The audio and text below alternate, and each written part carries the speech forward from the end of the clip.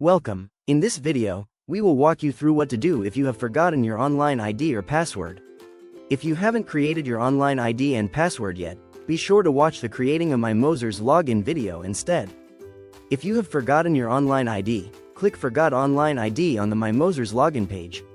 Enter your social security number or MOSERS member ID number, date of birth, and your email address on file with MOSERS, which is the email associated with your online account. Click Continue. If you have entered a matching email address, you will receive your online ID by email.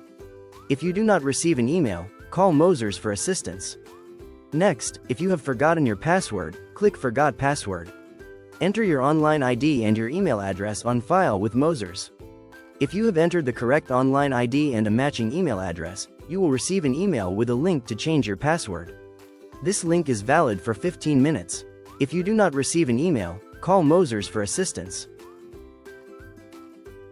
In the body of the email, click Reset Password. Use the listed password requirements as a guide to create a new password of at least 12 characters for your account.